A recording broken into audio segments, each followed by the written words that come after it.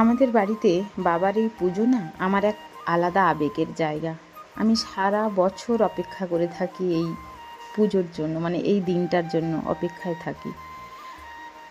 আমাদের বাড়ির পুজোতে আমরা নিজেদের হাতে রান্নার আয়োজন করি। এই 100 জন মানুষের জন্য রান্না করাটা যেমন কষ্টের, তেমনই অনেক আনন্দের।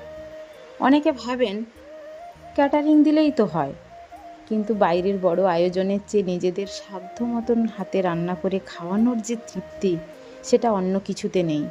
এতে খরচও অনেকটাই সাশ্রয় হয়। আর সবথেকে বড় পাওনা হলো আমাদের আত্মীয় স্বজনরা কেউ দর্শক হয়ে বসে থাকেন না, জানেন। পুজোর এই রান্নাবান্নার কাজে সবাই নিজের মনে করে হাত লাগান। তাদের এই ভালোবাসা আর আন্তরিক সহযোগিতার জন্যই আমাদের এই আয়োজন সার্থক হয়ে ওঠে। তাদের প্রতি আমার অগাধ শ্রদ্ধা ও ভালোবাসা। অনেক সময় ইচ্ছে থাকলেও সাধ্যের সীমাবদ্ধতার অনেক কিছু করা হয়ে ওঠে না। এই রান্নার ব্যস্ততার মাঝে নিজের জন্য একটু সময় বের করাটাও কিন্তু একটা যুদ্ধের। আজ একটু সেজে নিলাম। আমাদের সামর্থ্য হয়তো কম, কিন্তু ভালোবাসাটা অনেক।